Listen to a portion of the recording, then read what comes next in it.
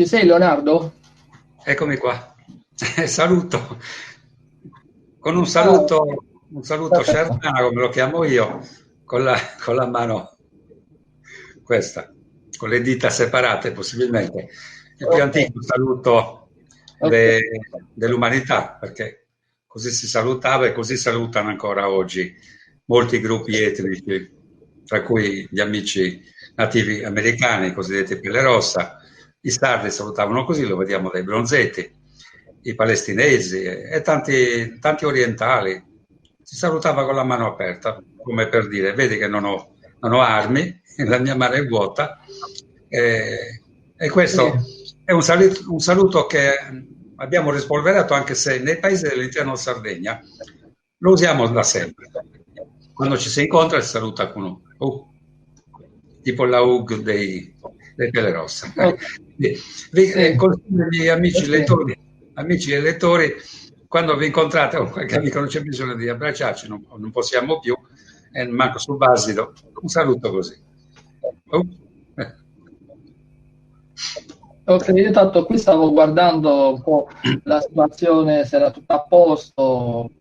Allora, dico già che proprio in questi giorni lì da Leonardo il tempo non è molto clemente, quindi il tempo un po' è brutto. Qui da me in questi giorni non so perché la linea non è proprio al 100%, quindi scusate se ogni tanto c'è qualche momento che si frizza la linea o da parte mia o da parte di Leonardo, ma abbiamo organizzato qua una diretta, ognuno da casa sua, e quindi speriamo che va tutto bene. Allora, Leonardo, aspettiamo magari ancora qualche minuto prima di entrare un po' in qualche domandina, così diamo il tempo alle persone di, di avvicinarsi, di entrare nella pagina. Sono passati pochi minuti.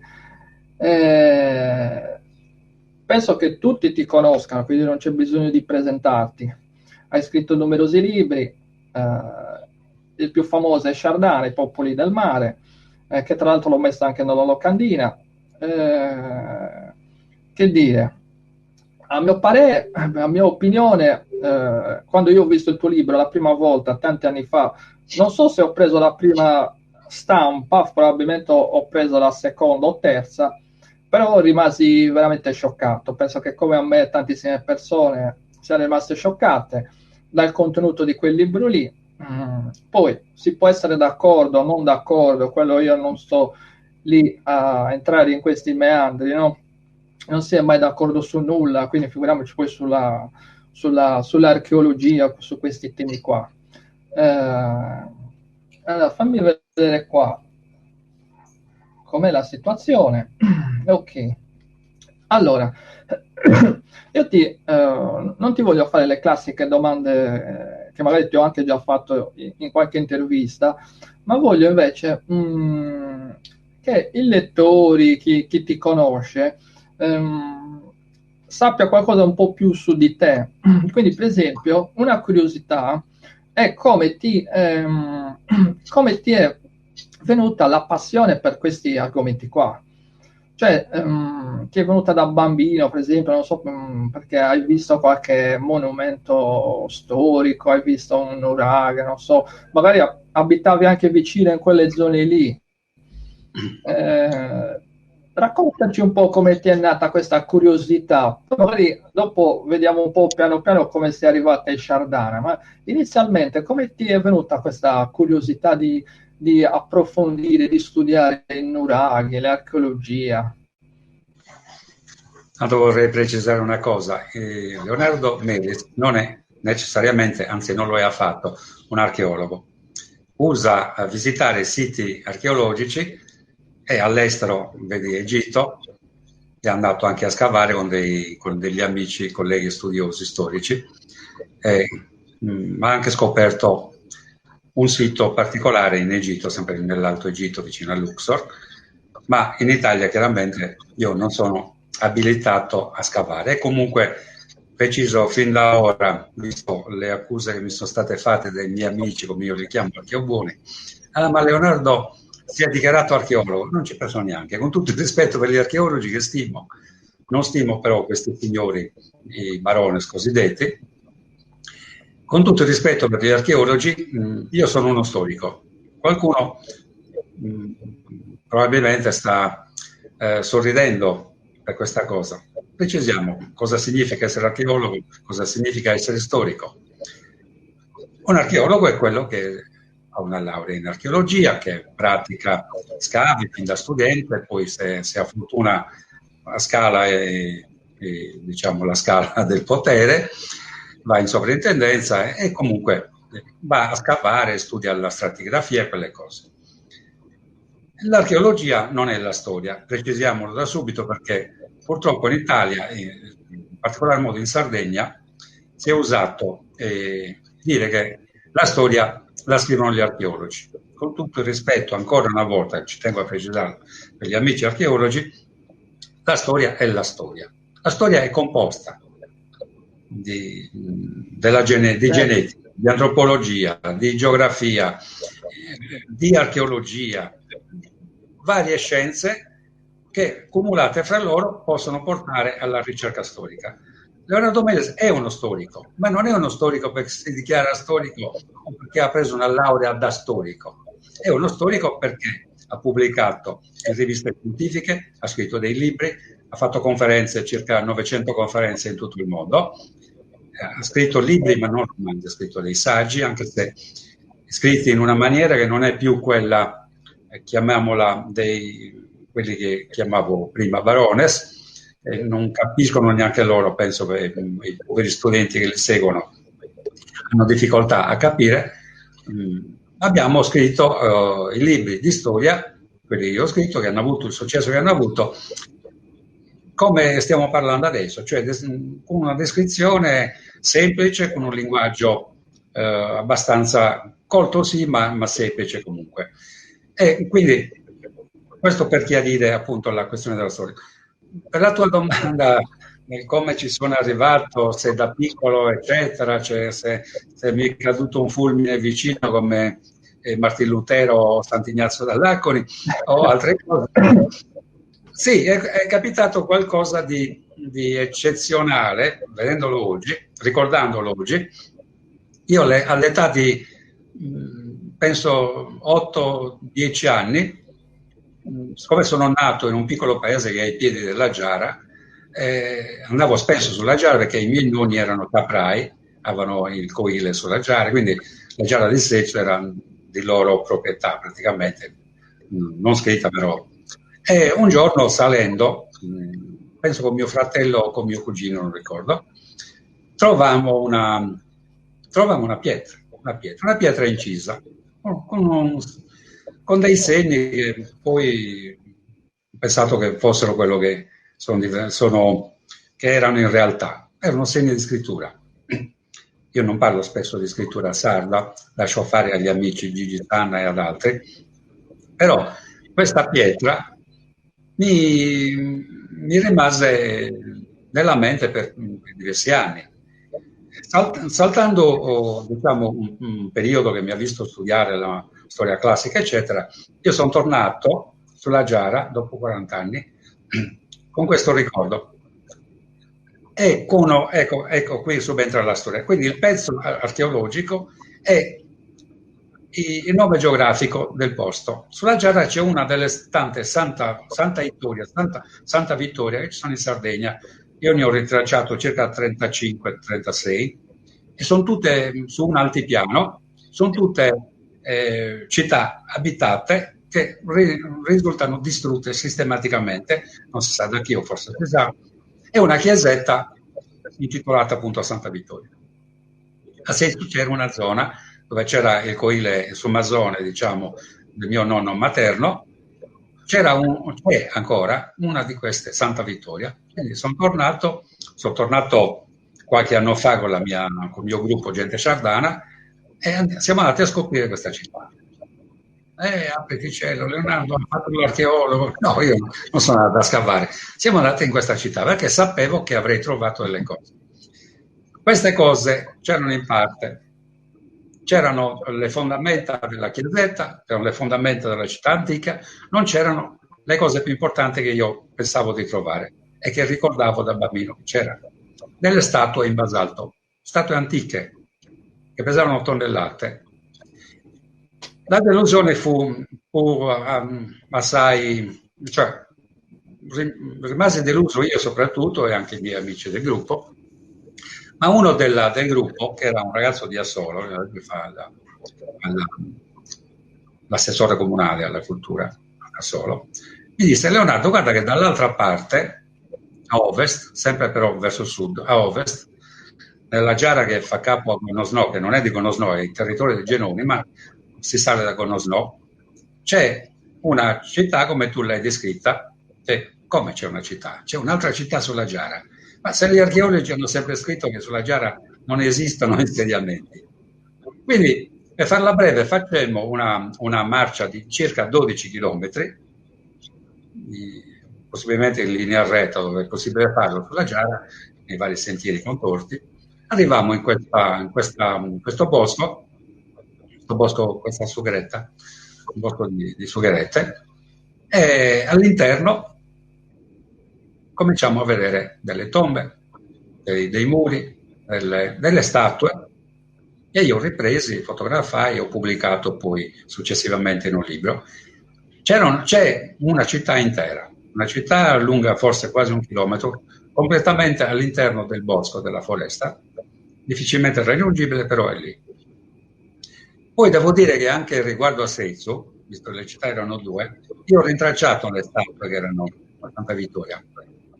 L'ho annunciato tempo fa, mi sembra che ne parlai anche ad Argo, non ricordo, però anche le statue di Seizu esistono e sono in un paese ai piedi della giara, non è Seizu il paese, è un paese vicino, e sono in un cortile semi-privato, diciamo.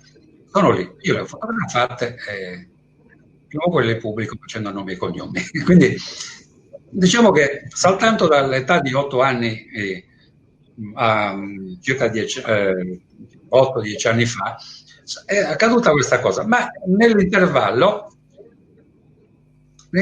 c'è stato dell'altro. Perché c'è stato dell'altro? Perché io fui strappato a 10 anni dalla mia fanciullezza, dalla mia terra natia Seizu, e dai miei amici, a quell'età possiamo immaginare cosa succede, per andare a studiare. A studiare dove? Non a Cagliari, stando magari da un parente o altro, no, a studiare in collegio, come si usava allora.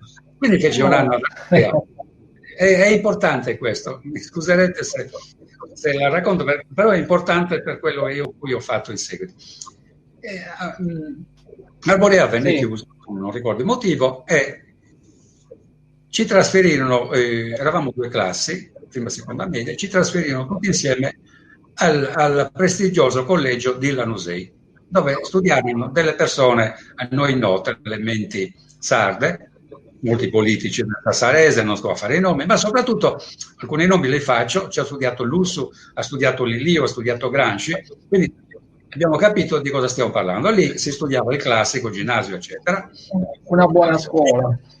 E penso senza fare torto agli altri istituti, che fosse il numero 1 in assoluto, perché le famiglie della media borghesia, insomma, le famiglie che volevano far studiare un figlio, come si usava allora, le mandavano alla Lanusei. Oggi alle riunioni degli ex allievi di Lanusei Arborea vedi centinaia di persone, ci sono ministri, ci sono ancora vari politici, per parlare di politici. Allora, cosa succede?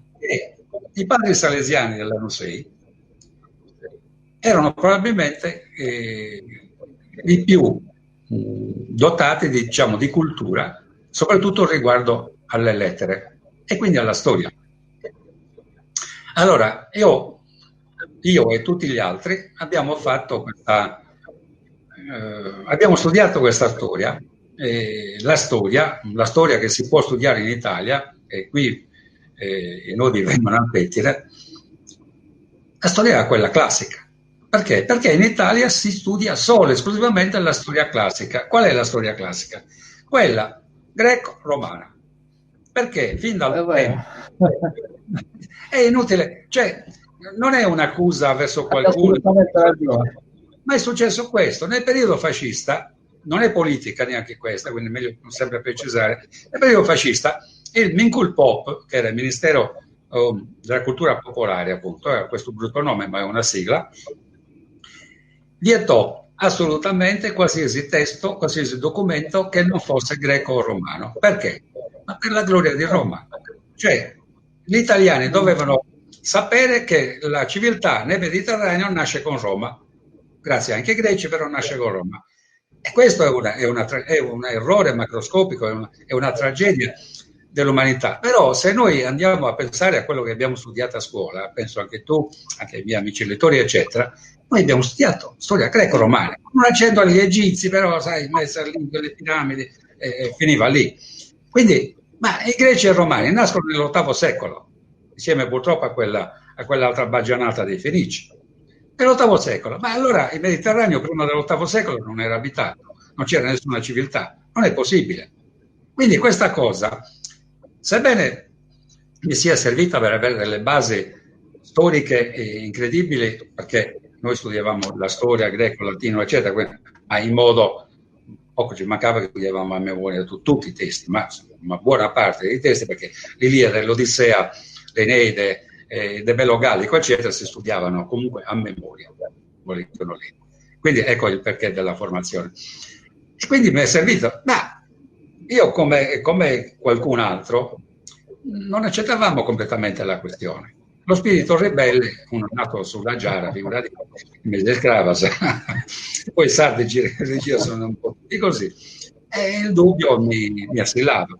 Finché negli anni, fine anni 70, primi anni 80, ebbi un colpo di fortuna rispetto a questo discorso, di entrare in una casa farmaceutica che praticamente aveva la linea di profumeria, sono coloro che inventarono le prime firme italiane del profumo. Posso fare qualche nome, Valentino, Gianfranco Ferré, quelle cose. Quindi io avevo questo lavoro e l'azienda era internazionale e facevamo le convention a Londra, in Egitto, in Francia, in Svizzera. E ho cominciato a girare il mondo. E lì, se vuoi, posso interrompermi un attimo, se vuoi fare qualche domanda, e lì accade quel che accade. E quindi a metà anni 80, fine anni 80, accade qualcosa in Egitto, soprattutto, accade quello che è accaduto. Se hai qualche domanda particolare? Io ho capito. Sì, allora, io ho capito, perché forse non so, o ne abbiamo parlato in qualche intervista oppure in qualche conferenza, ho sentito questa cosa qua che tu adesso ci racconti, perché vabbè, io l'ho sentita, la so, però ci sono molte persone che magari ti seguono e ti conoscono solo per i libri. No, questa è una cosa che puoi raccontare, è un episodio che anche a me mi è piaciuto ascoltarlo. Racconta cosa è successo quando sei andato in Egitto. Ecco, allora, il primo viaggio in Egitto, dal lato della curiosità, eccetera, perché io ho avuto la fortuna di andare per la prima volta nell'Alto Egitto, perché a noi avevano insegnato a scuola che l'Egitto sono le piramidi, che i geroglifici sono nelle piramidi, nelle piramidi non c'è un accidente, la maggior parte delle almeno quelle più grandi. I documenti che noi vediamo dell'Egitto sono nell'Alto Egitto, quindi a Luxor, a Deir el-Bahari, a Deir el-Medinet, Abu Simbel, Medinet Abu, eccetera, Dendera. Quindi la fortuna fu proprio questa. E in un giorno in cui avevamo la giornata libera, scegliamo di fare un'escursione in uno dei templi più importanti vicini. Noi alloggiavamo a Luxor. Allora andammo in questi luoghi dove c'erano rappresentati dei soldati egiziani e qualche soldato che non era egiziano. Io la storia, ripeto, ho avuto una formazione, non solo io chiaramente, di base molto importante, quindi conosco la storia antica, anche se era quella classica. E quindi mi incuriosirono delle figure che mi erano familiari e chiesi a una delle guide Premetto che le guide lì sono tutte laureate, parlano diverse lingue, qualcuna anche 7 lingue, eccetera, e quindi sono persone abbastanza preparate, però sto parlando degli anni, in quel momento qualcosa non la sapevano neanche loro. Alla mia domanda riguardo questi soldati, partì in quarta il giovinotto e, come dire, finalmente qualcuno mi chiede di questi qua. Mi guardò e mi disse: lei è italiano? Ho detto: no, sono sardo. Vabbè, comunque è chiaro che sono nello stato italiano, scherzando, no? E mi disse: guardi, questi soldati non sono egiziani come lei pare che abbia sospettato, noi li chiamiamo popoli del mare. E gli ho detto: sì, hanno un nome o cosa? E dice: questi con le corna sono Sciardana. Io qualcosa dei Sciardana la sapevo già, poi posso anche spiegare perché. Eh, ho fatto finta di ignorare la cosa e l'ho incalzato, diciamo, con le domande. Ma questi sono Sciardana, ma secondo lei da dove venivano? Sapete anche questo? Dice: sì, venivano dal mar Mediterraneo. Ah, va bene, da che zona? Dall'Italia. Siccome aveva capito che ero italiano, l'Italia non la conosceva probabilmente, ma l'Italia. Ma dall'Italia da dove? Io speravo che mi dicesse dall'isola di Sardegna. E mi disse: da Venezia. Come? Sì, poco del mare. Ma io ho parlato la decisione che per un altro non mi sembrava il caso, però la delusione fu forte. Però io nel frattempo conobbi una persona con cui allora collaboravamo, lei adesso lavora per conto di una trasmissione di Mediaset che ha parlato di Sciardana recentemente, non faccio nomi e cognomi, però la questione è questa. Facciamo dei lavori, lei conobbe il governatore di Luxor, conobbe molto da vicino, quindi diventammo amici, mi invitò, venne in Sardegna, mi disse: Leonardo, guarda, ti passo una persona, qui parla inglese. Ho detto: ma io l'inglese non lo spastico, ci insegnavo il francese e spagnolo, allora quindi se vuoi parlo in latino, ecco. Vabbè, a parte gli scherzi. Comunque, tra una parola e l'altra ci capimmo. E capì che era un governatore, anzi, inizialmente capì che era un generale dell'esercito, quindi un personaggio molto potente, ma era anche governatore di Luxor. E ci invitò, questa persona ci invitò per una decina di giorni a Luxor. Noi andammo e, tra le altre cose, come poi partirono anche delle persone che allora erano nella regione, parlo del Consiglio regionale, alcuni elementi di maggioranza e anche di minoranza, partimmo tutti insieme e ci chiese questa persona se potevamo fare dei contratti, cose che a me non riguardavano, poi li curavano la mia socia e gli altri della regione. Però a me interessava una cosa. Dissi al governatore di questa storia della guida e lui rimase molto preoccupato e vabbè, dice: facciamo una cosa, andiamo al Cairo, prendiamo un aereo per il Cairo e andiamo a trovare il ministro della cultura. Cioè, io stavo immaginando in Italia una cosa del genere, pagando male. Lui mi presentò, ci presentò, perché non ero solo, il ministro della cultura in un tavolo, ho delle fotografie ancora curiose. E, tra parentesi, la moglie del ministro della cultura è una signora, un'ex ballerina della Scala, quindi italiana di origine, una bellissima donna, ormai in pensione, ma molto bella. E lei, la signora, si incuriosì molto di questa cosa, dei libri che avevo preso, mi disse: ma posso guardarne qualcuno? Mi ricordo che intervenne uno della regione, un caro amico che adesso non è più in politica, me ne prese due, come dire, dai, e li regalò al ministro. Questa cosa avvenne così, poi andammo a pranzo di gala, però portò a un qualcosa di incredibile. Praticamente qualche mese, non anni, mese dopo, pare che il ministro diede ordine alle guide o ai responsabili delle guide di curare questa cosa in base a quei libri. Sciardana e il popolo del mare era uno dei libri, a quei libri, molti miei amici che andarono poi successivamente in Egitto, andarono e mi raccontarono l'avventura. Leonardo, abbiamo visto in Sardana, le guide ci hanno detto che questo è un Sardana Sardi. Vabbè. Allora abbiamo fatto il miracolo. Questa fu una cosa bellissima. Ecco, è un aneddoto curioso, ma molto, molto, Sì. molto appagante per quanto mi riguarda. Quindi, lì cambia. No, anch'io quando tu me l'avevi raccontata la prima volta mi aveva incuriosito molto. Sì. Perché è la base, la pietra miliare per il cambiamento che è avvenuto lì in Egitto, perché oggi chiunque vada in Egitto, va a Medinet Habu, Abu Simbel, eccetera, vede il Sardana, le guide gli dicono chiaro e tondo, ma qui ci vorranno ancora millenni per arrivare a questo. Cioè, Sì, no, è tra una cosa. l'altro, sì, no, ma tra l'altro, a conferma di questo, c'è stato quel documentario fatto da Mediaset con Roberto Giacobbo, no?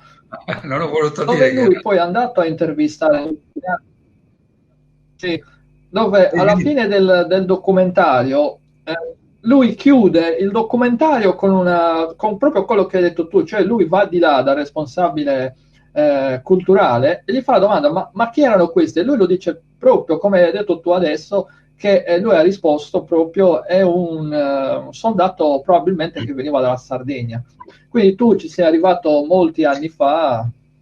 Sì, ma oltretutto il programma di Giacobbo, penso che sia, siccome la mia ex socia lavora con lui, la persona di cui parlavo prima fa questo, Sì, lavora con Giacobbo e probabilmente e lei ha fatto un po' da guida, ha raccontato queste cose, gli ha presentato le persone giuste.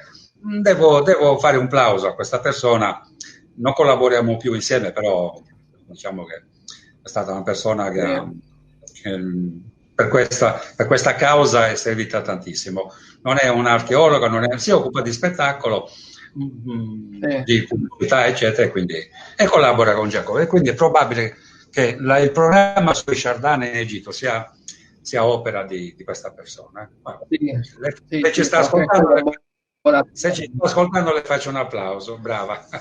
Non faccio il nome però. Qualche collaborazione. Sì. Allora, invece ti voglio chiedere un'altra cosa, una curiosità sempre.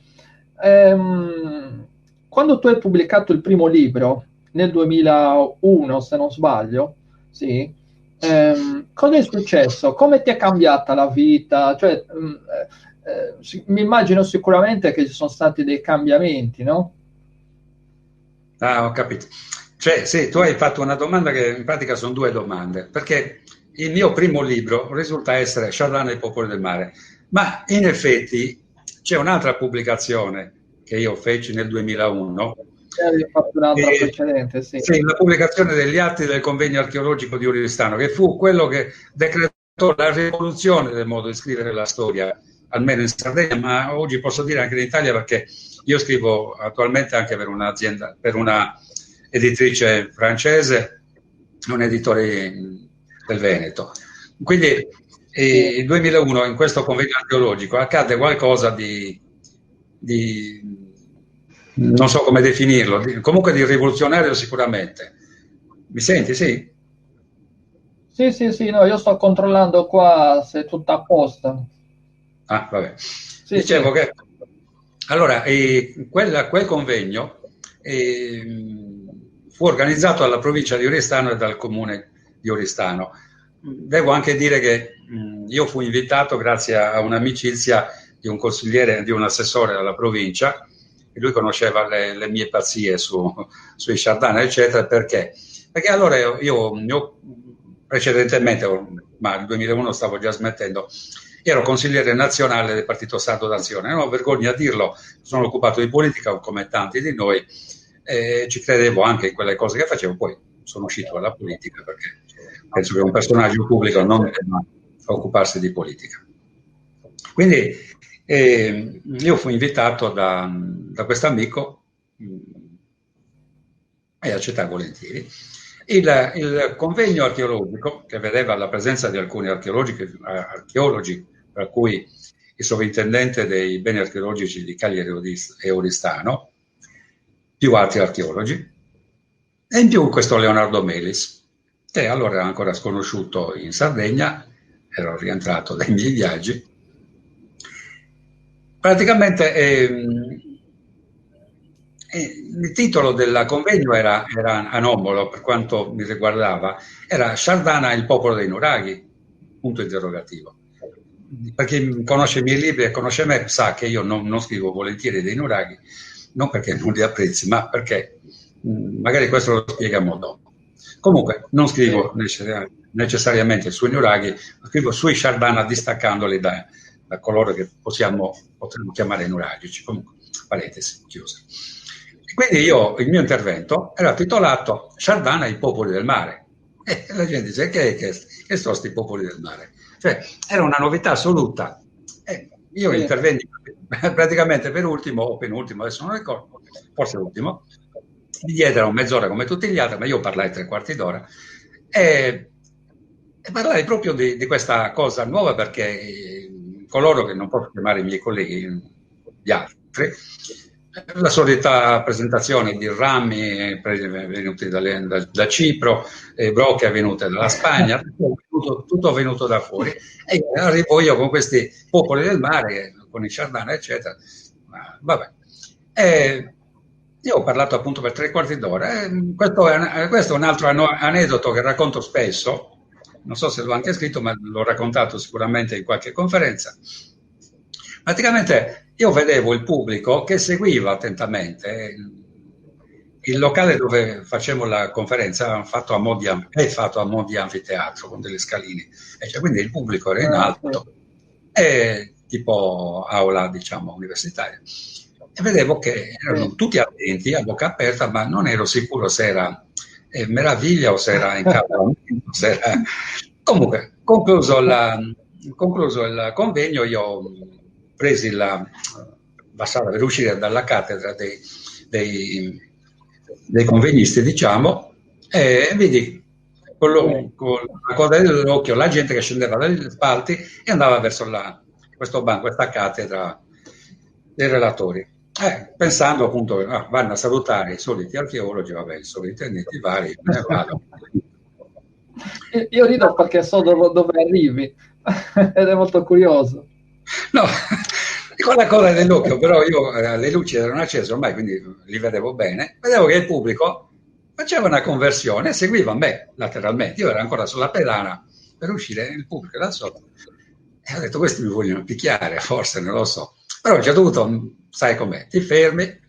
E il primo del gruppo che veniva verso di me mi abbracciò con un urlo: bravo, bravo, mandiamoli a quelle persone ci hanno sempre preso, cioè insultando gli altri relatori o una parte di loro che avevano parlato dei soliti rami di Cipro, eccetera. Quindi questa cosa ebbe un seguito, purtroppo, in una sorta di rissa in ristorante con il sovrintendente di Cagliari, dei beni archeologici di Cagliari Oristano, che lui probabilmente non aveva ingoiato la questione, mi provocò durante tutta la cena e alla fine dovette prendere l'impermeabile e uscire. Da quel momento io ebbi addosso letteralmente questa parte. Io ho dovuto chiamare archeobuoni perché è sempre una parola sciocca, ma la uso per distinguere gli archeologi, ripeto, che io stimo, da questa gente, perché loro sono anche archeologi, ma hanno un potere immenso nelle mani e soprattutto un potere di veto e un potere di persecuzione nei confronti di chi osa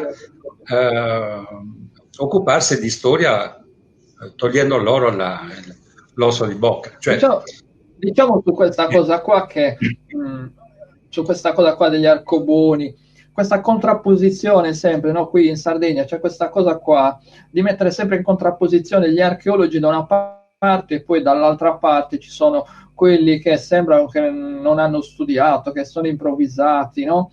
Parlo di te come anche di altre persone che parlano magari dell'archeoastronomia, no? Io posso dire che da parte mia, no? Io mi metto nel mezzo, cioè io non sono né archeologo, non scrivo su queste cose qua, sono uno che fa turismo, quindi mi interessa questi argomenti. Però io sono un po' dalla parte di tutti, cioè sono sia dalla parte dell'archeologo, perché ha studiato, sa cosa fa, cioè non si può andare contro un archeologo. Poi, vabbè, qua possiamo dilungarci, andarci insomma per ore anche, ma sono anche dalla parte tua, per esempio, come sono dalla parte di chi parla dell'archeoastronomia. Cioè, alla fine, io penso invece che bisogna un po' convergere e ragionarci un po' anche insieme, perché alla fine si farebbe un po' il bene della Sardegna, no? La tua è Non una so, dal punto domanda? di vista del turismo, della cultura. No, no, no, stavo riflettendo, quindi volevo puntualizzare che da parte mia, ma anche da parte di tanti, secondo me questa contrapposizione tra archeologi, archeastronomi, studiosi, no, di storia, cioè io non capisco questo accanimento, no? Poi, soprattutto poi con te lo sa, cioè chi ti segue lo sa che sei stato, come si dice in gergo internet, no? Sei stato bannato da certi canali, non ti si vede per questa ragione qua, no? Cioè, secondo me nel 2020, dove si dovrebbe pensare invece a un bene comune, di portare il turismo a un certo livello, come fanno anche in altri paesi, per esempio, no? Cioè, io non ho mai visto, per esempio, in Egitto qualcuno che va contro Zaki Hawass, no? Qualcuno che va lì e dice no, tu non hai ragione, no, perché così, no? Lo fanno gli americani, magari proprio dal punto di vista economico, no? Per vendere più libri, cose così, ma tra di loro non lo fanno. Ecco. Posso, Sì, posso sì, fare un sì, appunto dimmi, dimmi un po' che io guardo se c'è qualche domanda per te.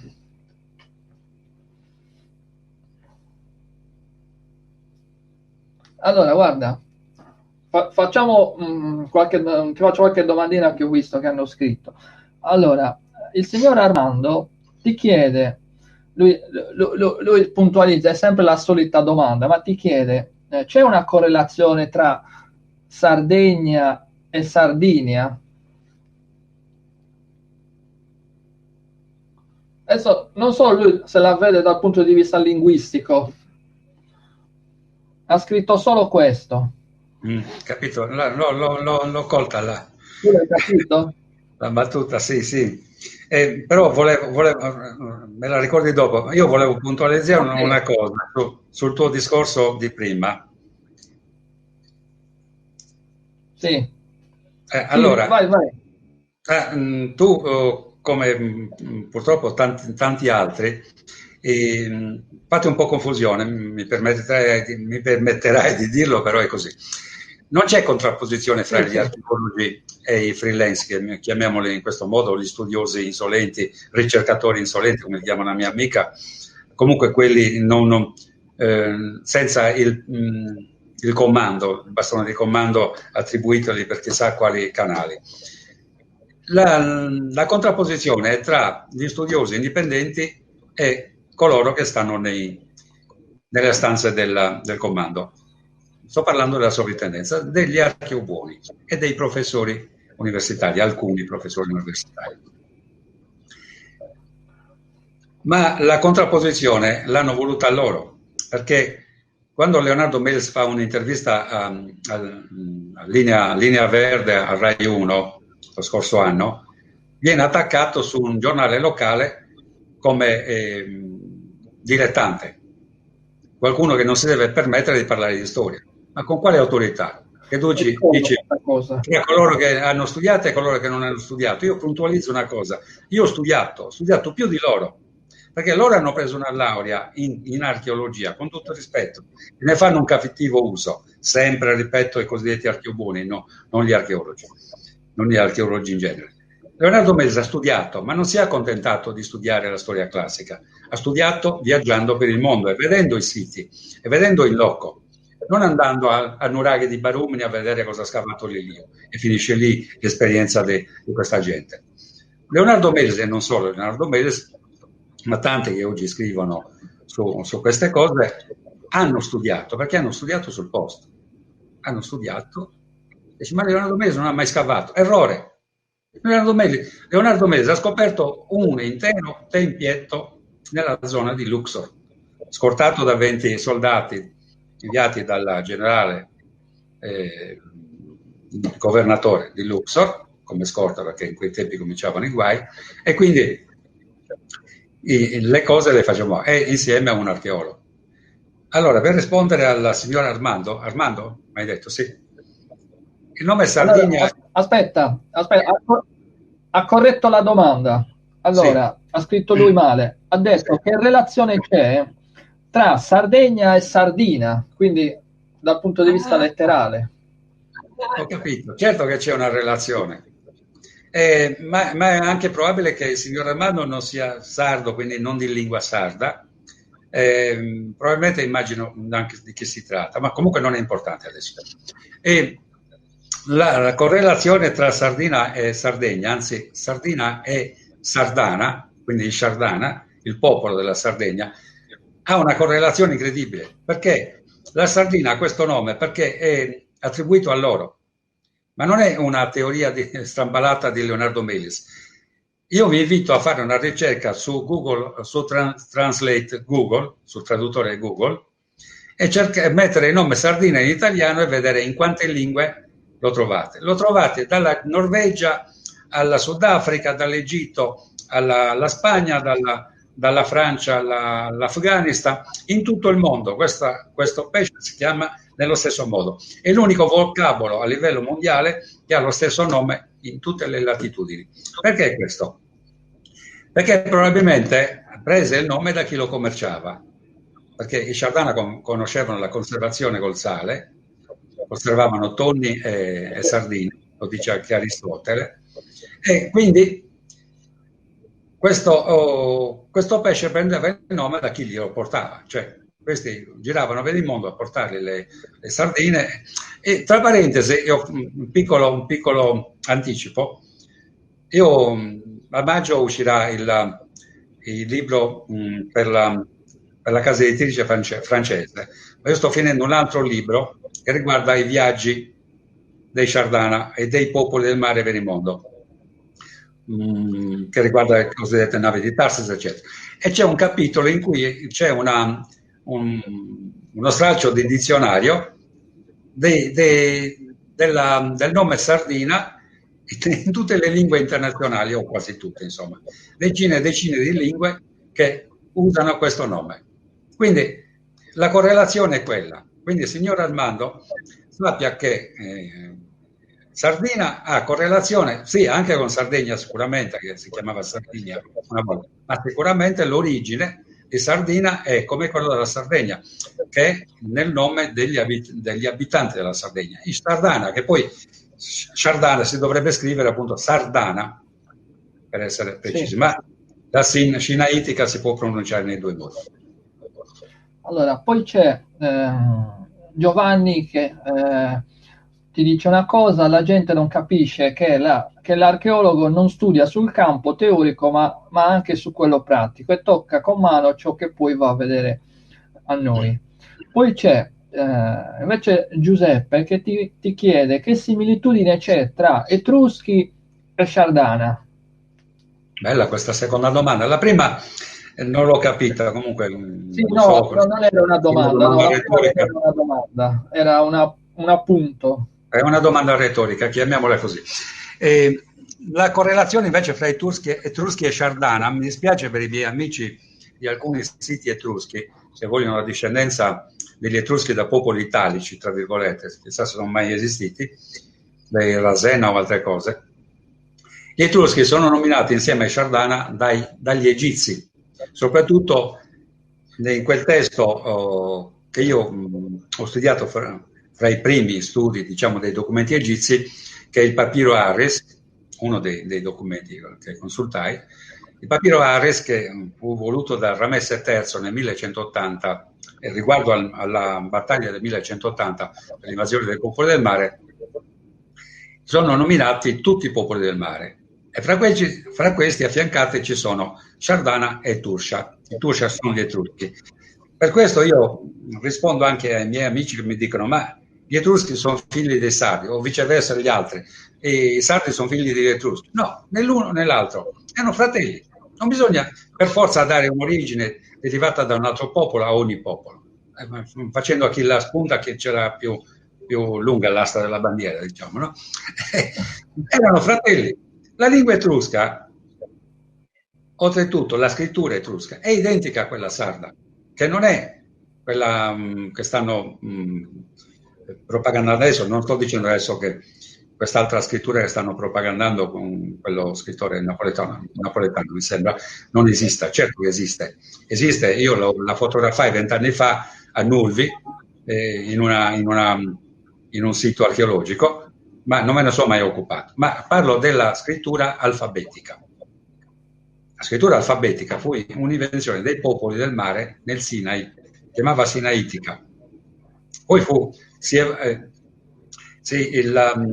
Leonard Woolley racconta che i popoli del mare regalarono il segreto della scrittura ai loro amici cananei. Quindi regalarono la scrittura ai cananei, quelli che i greci chiamavano fenici, e che la svilupparono, poi i greci la presero e la rivoltarono, misero le vocali, eccetera. Però perché gli Etruschi hanno la stessa scrittura? Perché la scrittura dei popoli del mare è la prima scrittura alfabetica inventata proprio da loro nel Sinai.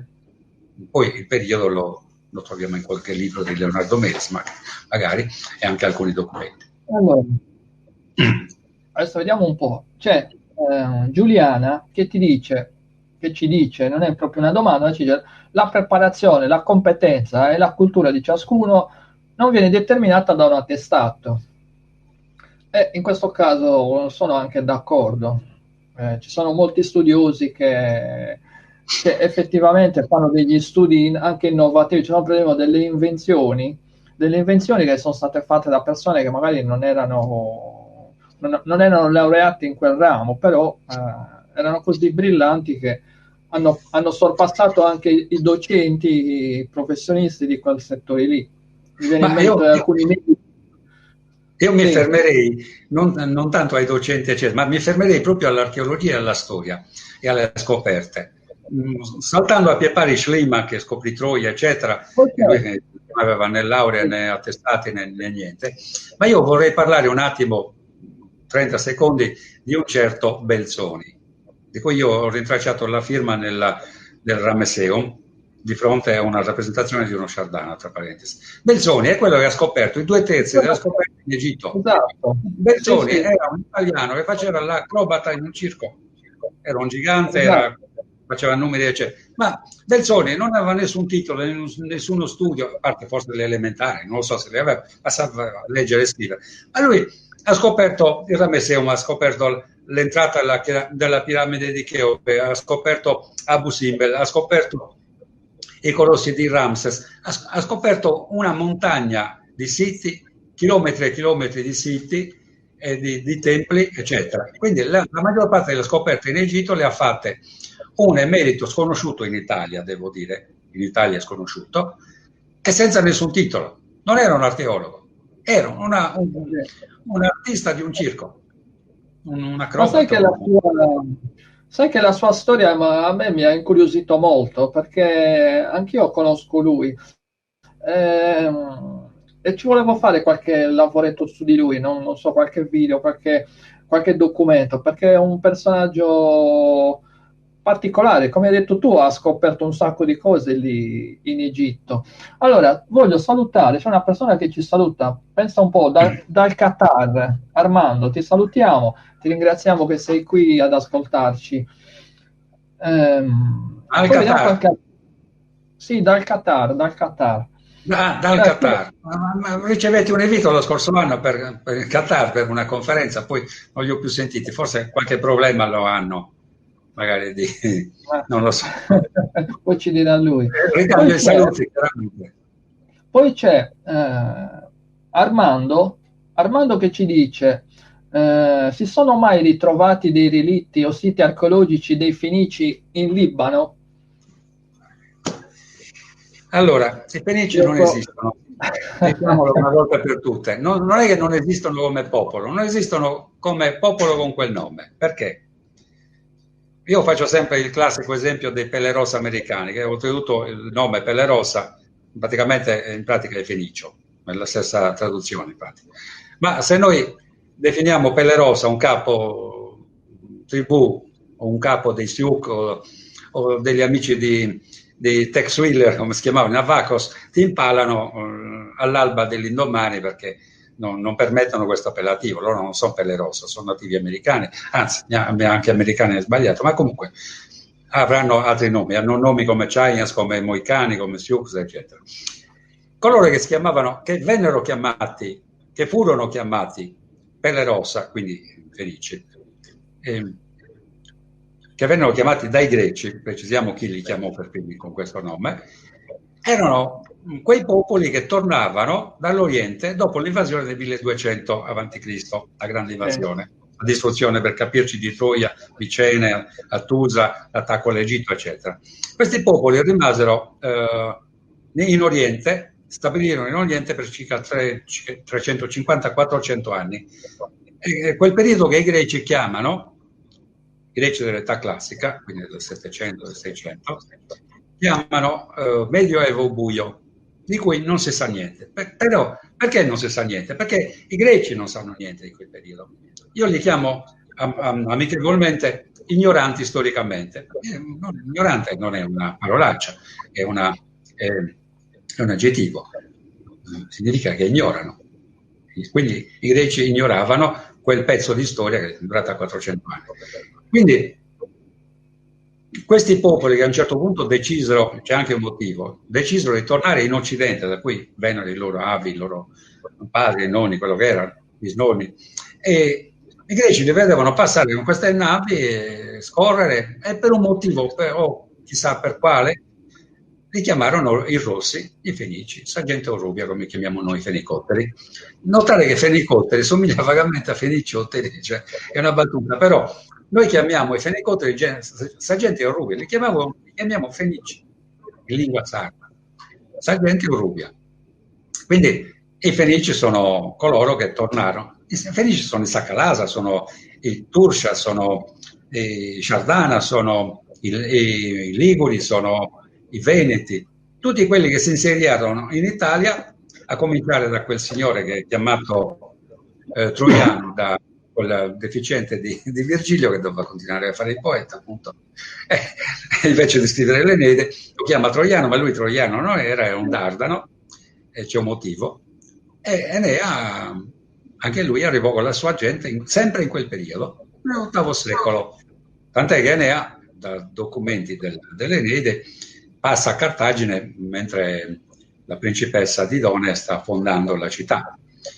Cartagine è fondata, se non erro, nell'815 o 14 a.C., quindi VIII secolo.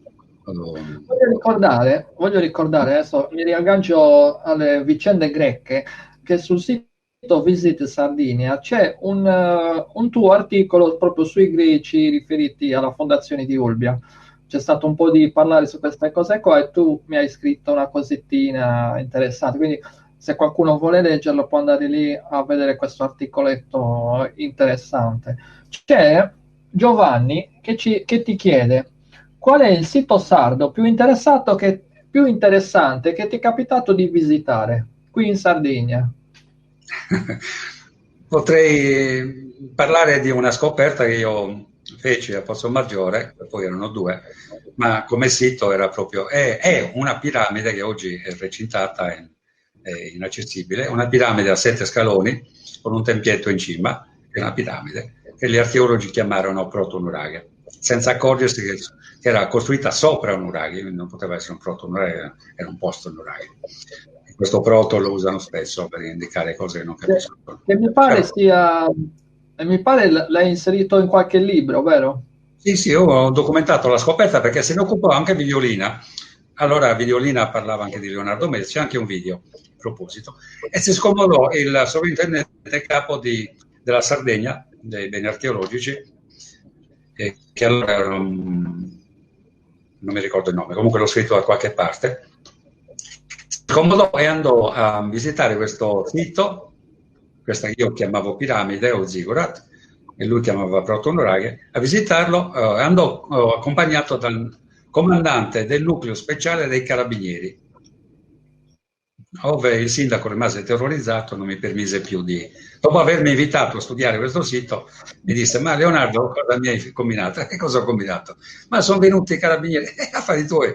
Oltretutto questo è un mio ex compagno di scuola, che strano, gli amici sono molto strani a volte. Comunque, questo sito lo troviamo a Pozzomaggiore, tra Pozzomaggiore e Mara, ma non è accessibile. So che c'è dentro un allevatore di maiali o di boi con dei mastini napoletani, no, dei mastini fornesi, dei cani fornesi, e non si può entrare. Però io ho fotografie degli anni 50 con la gente negli scaloni, quindi così. Sì. No, ma poi nel tuo libro l'hai descritto, mi ricordo, cioè la foto, anche la descrizione. Foto degli anni 50, sì. Perché è una cosa strana comunque, ma è lì, c'è.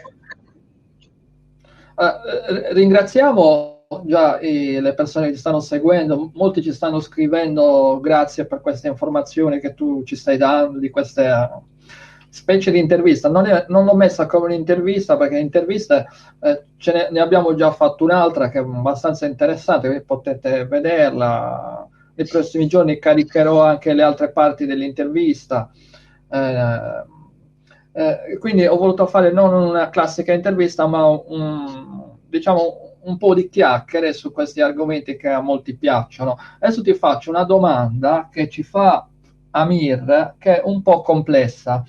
Allora, la domanda è questa: vorrei sapere da Leonardo Melis se è attualmente possibile collegare alcuni popoli nordici ai Danai o altri popoli affini dal punto di vista delle migrazioni. Mi ripeti il nome dell'elettore? Amir. Amir. Sì. Amir Khan. Non so se qualche persona che ti segue nelle tue pagine. No, pensavo che fosse un nome libanese, perché molti albanese, molti dall'Albania facevo delle videoconferenze con una stazione in Albania, tipo quella di Giacobbo dei tempi andati, e molti mi scrivono ancora. Il nome non è... Mi sembra un nome orientale. Ma non è italiano. No, non è può italiano. Essere che sì.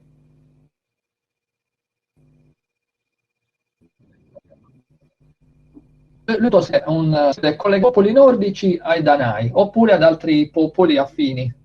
No, rispondo volentieri, perché oltretutto c'è un precedente. Io, quando pubblicai i primi resoconti sulla guerra di Troia, collegata ai popoli baltici,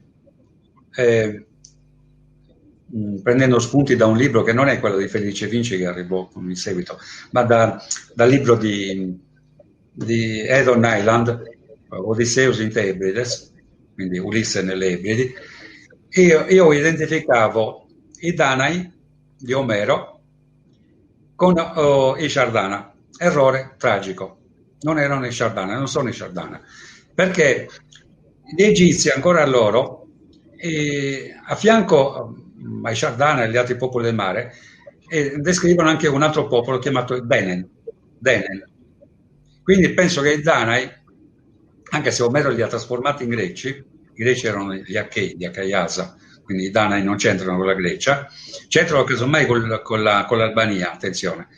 E, praticamente i Denen sono probabilmente i Tuatha De Danann.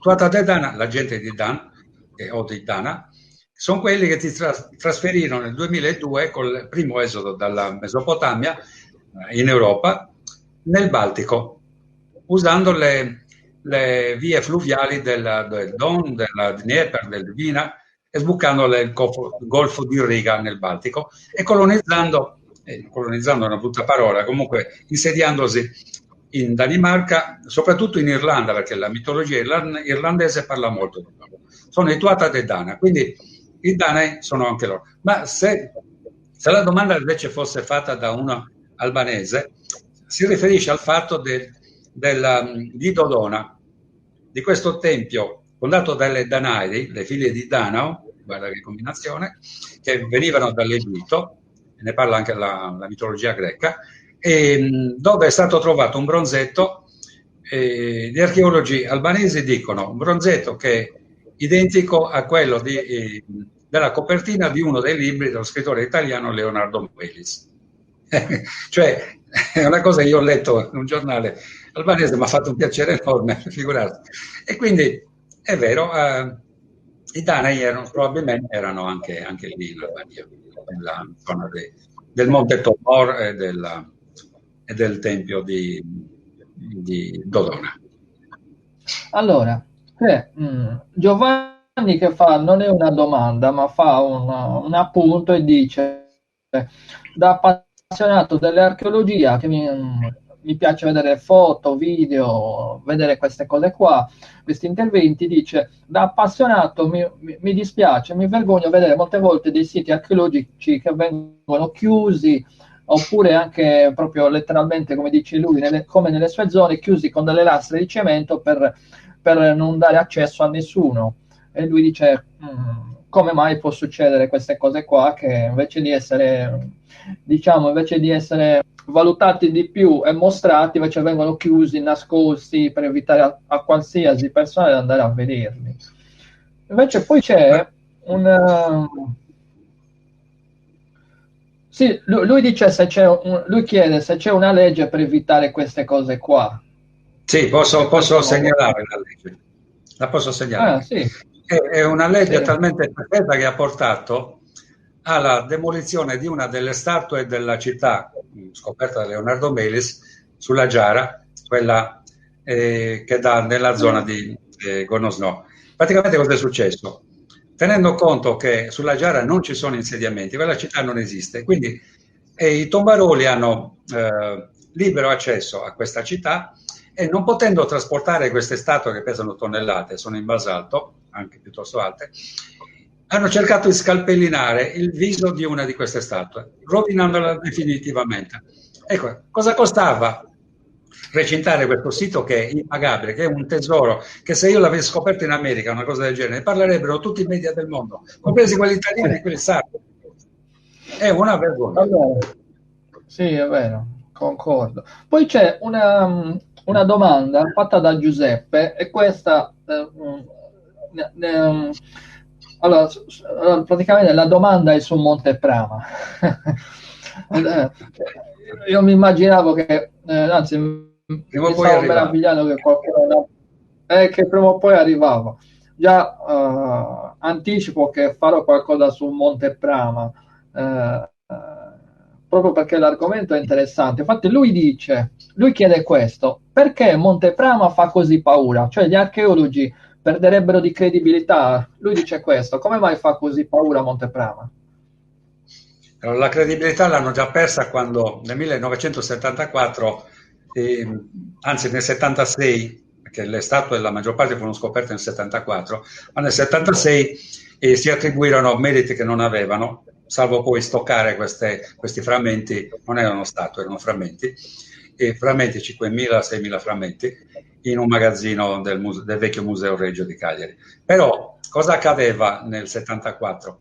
Nel 74 loro hanno fatto una concessione a un contadino, Sesigno Irodi, mi sembra, Sesigno comunque, che con l'aratro trovò uno di questi busti. E così cominciò l'avventura. No, non è affatto così. Le statue furono scoperte da un gruppo di studenti della facoltà dell'Università di Cagliari, probabilmente studenti della maggior parte di Oristano e Cabras, capeggiati da Giuseppe Azzori. Stavo dicendo Peppe Tocca, non c'entrava. Giuseppe Azzori, che è morto l'anno scorso, tra parentesi, era a capo di questo gruppo di studenti, e fu lui, completamente ignorato ancora oggi, a scoprire queste statue. Queste statue furono conservate nel giardino di un personaggio importante di Cabras, che loro non potevano tenerle. Io ho le fotografie, autografate anche da Giuseppe Azzori, e col nome della padrona del giardino. Quindi la scoperta fu fatta da questo gruppo di ragazzi e da Giuseppe Azzori. Il sovrintendente di Cagliari li mandò loro la Guardia di Finanza. Io ho anche degli articoli con i finanzieri vicino a uno di queste cose, questi busti sequestrati, e furono accusati di gli atti di azioni da tombaroli, insomma, poveracci. E quindi poi la gente dimentica presto, se sa, se non ci sono documenti, cominciano le visite di Liliu, di Azzeni, dei vari sovrintendenti. Allora mi sembra ci fosse Barrecca, era morto nel 76, entrò Tronchetti, penso che se ne occupò anche lui. E le visite fatte da queste persone sono riprese dai nostri media, al solito, che prendono allora, non il povero Giuseppe Pizzori, e quindi la gente è convinta che le scoperte le hanno fatte loro. Non hanno fatto un accidente di niente. Le ultime le ha fatte poi quel professore Ranieri, il suo georadar, anche lui è stato allontanato, non si capisce bene perché. Io ho cercato di chiederlo, l'ho incontrato a Genuria a una conferenza e gli chiesi come mai non me ne parli, mi ha molto dispiaciuto. Vabbè. No, sì, su questa cosa qua del georadar la stavo indagando anch'io. Allora, le ultime domande, facciamo le ultime domande. Allora, c'è Ottavio De Montes che chiede: noi Sardana abbiamo importato o esportato le tipiche costruzioni nuragiche? Mamma mia, che difficile domanda.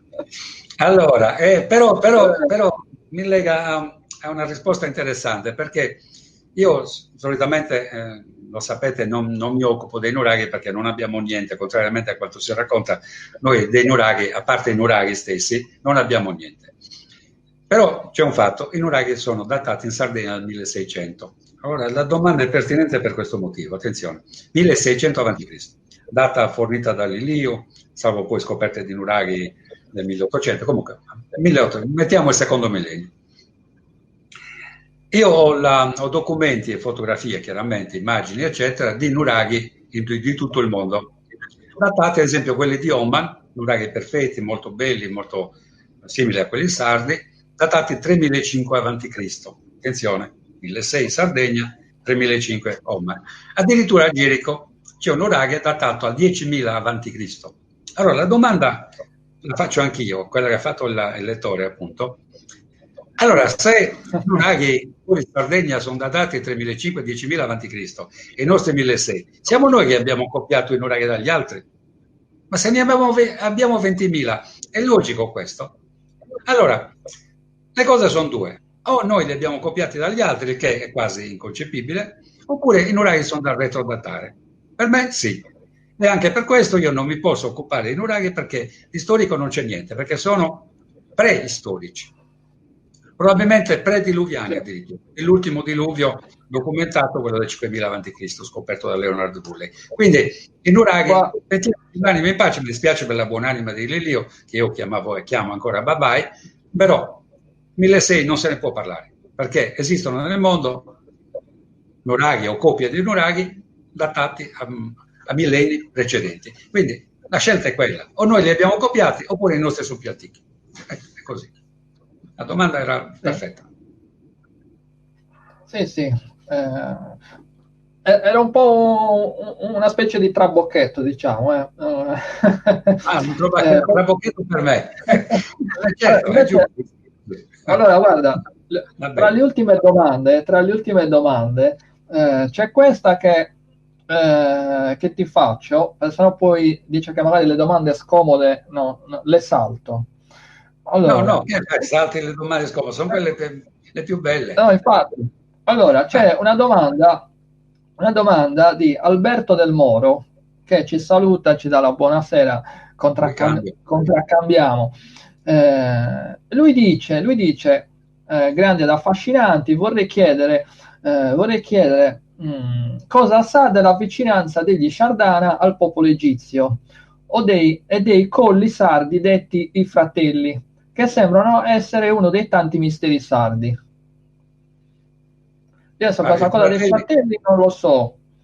I fratelli ipotizzo che siano 7 fratelli, molti che si vedono da Cagliari, ma non so di leggende relative. Saltiamo quella, però la domanda sul fatto che io conosca le relazioni tra Sardana e Egizi, probabilmente l'amico, mio caro amico, non ha letto nessuno dei miei libri, ma almeno lo invito a leggermi almeno sul web. A proposito di questo, c'è infatti un'altra domanda che ci fa Giovanni ci dice che lui non ti conosce e quindi è la prima volta che sente parlare di questi argomenti da te e lui chiede un titolo di un tuo libro, se lo trova in libreria. Certamente lui, Leonardo ha fatto molti libri.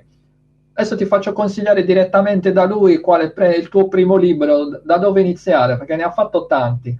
Leonardo, consiglia tu un primo libro che lui può prendere su di te. Ma non c'è chiaramente discussione, anche se magari ne ho scritto altri più belli dopo, ma rimane il fatto che Chardin e i popoli del mare è stato diciamo, la pietra miliare, quello che è più ristampato ancora oggi, 16 ristampe, mi sembra qualcosa del genere, diverse edizioni. Quante copie ha venduto fino ad oggi? Giusto per capirci. Posso dirti quante copie ha venduto il primo mese, perché anche se oggi ci sono centinaia di libri e se ne vendono 100-200 pezzi, e buonanotte.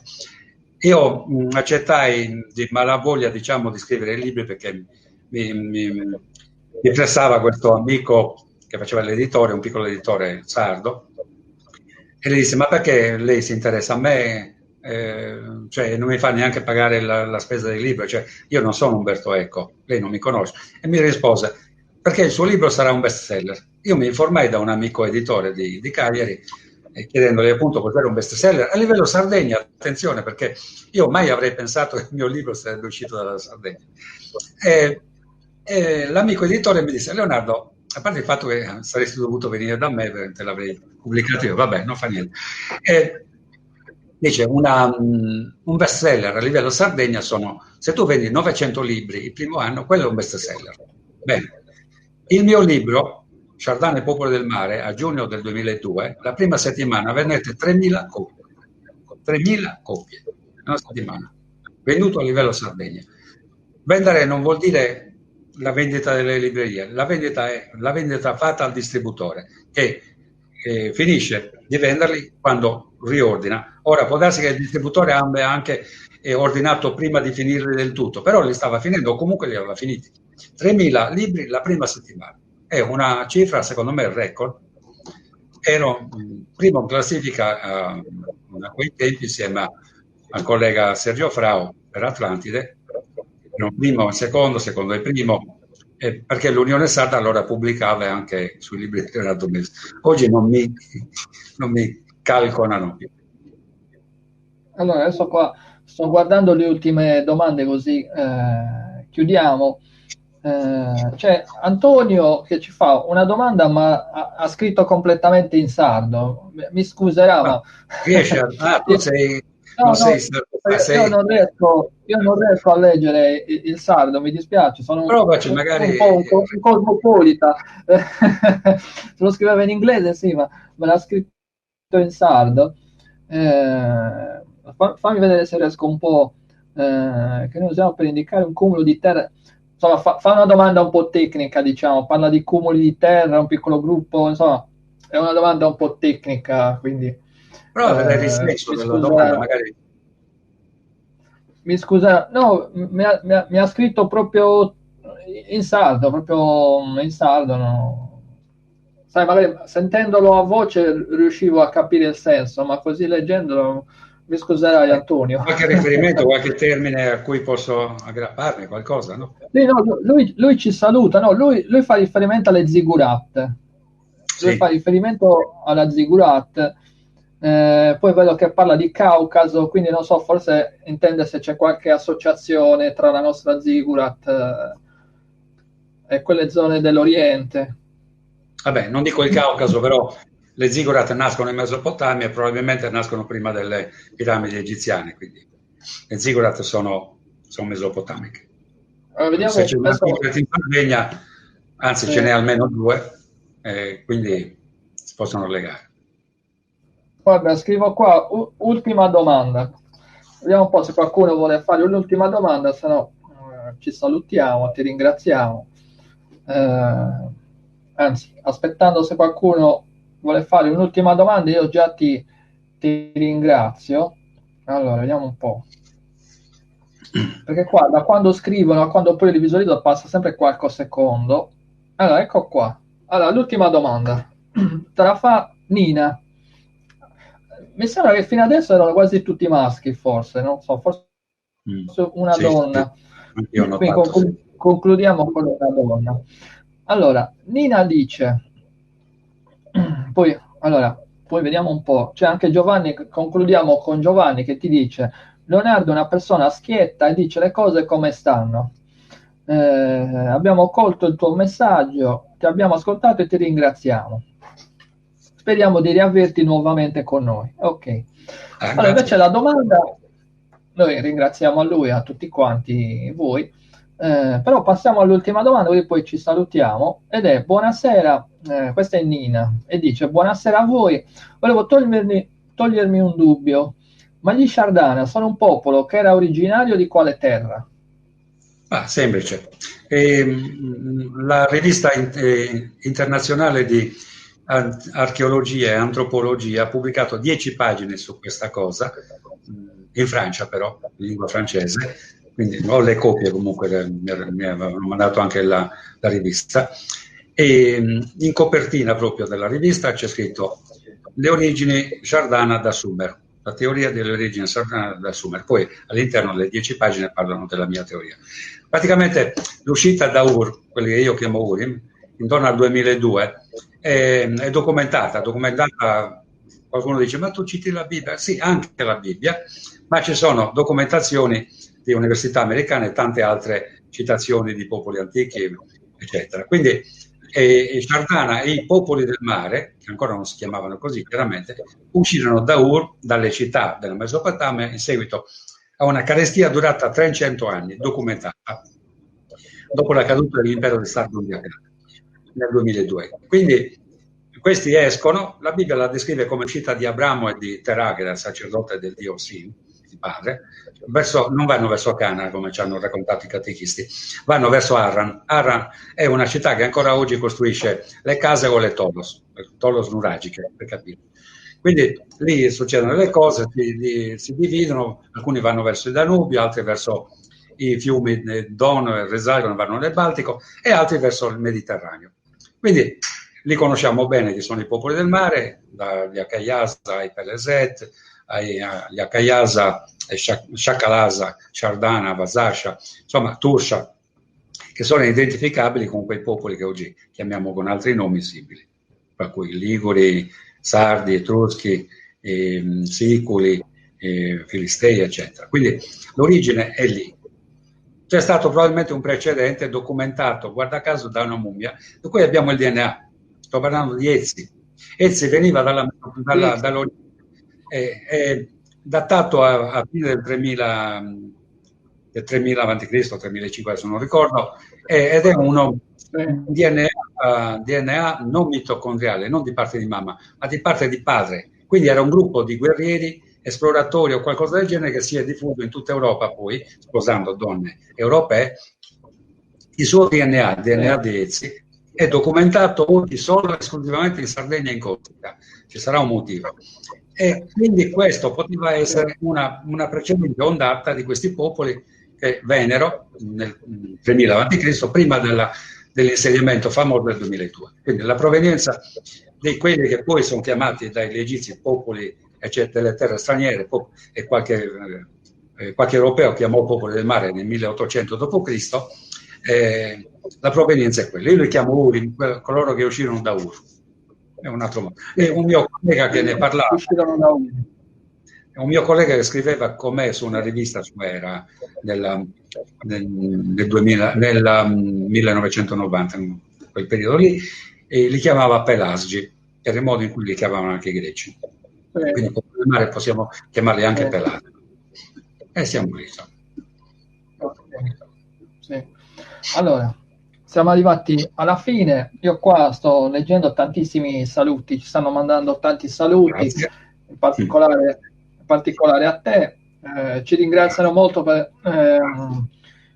la compagnia e per l'argomento. A quanto pare è piaciuto molto. Sì, è piaciuto molto il fatto che non abbiamo fatto la classica intervista, diciamo, fredda, no? Infatti lì io ti sparo la domanda e tu mi dai la risposta, no? ma così hanno un po' visto un altro lato, no? Degli episodi, un po' quello che c'è dietro il libro, il personaggio. Quindi da parte mia ringrazio a tutti voi che ci avete seguito. È stato un grossissimo piacere organizzare questa diretta. Sono felice che ci avete seguito. Lascerò la registrazione online così che potete eventualmente rivederla, condividetela. Io ringrazio adesso invece Leonardo, ti ringrazio molto di aver accettato questo invito, di essere stato in compagnia mia e loro un bel po', siamo stati in diretta quasi un'ora e mezza, quindi poi sono arrivate le domande, le persone un po' prendono coraggio, fanno qualche domanda, domande interessanti anche. Quindi io ringrazio tutti, ringrazio te, chissà, magari adesso vediamo un po' quello che succede, faremo altre dirette, magari con Leonardo, con anche magari qualcun altro che non ha la paura del video, no? Perché in realtà non è semplice anche stare così come fai tu, diciamolo anche questo, non è semplice venire qua in diretta, mettersi davanti ai social e le persone ti fanno lì la domanda che può essere, cioè non è preparata la domanda, quindi ci vuole anche una certa dose di coraggio e non tutti ce l'hanno questo coraggio di stare lì davanti alla camera in presa diretta sui social. Quindi doppiamente ti ringrazio, ringrazio tutti quanti. Ci vediamo alla prossima. Grazie a tutti.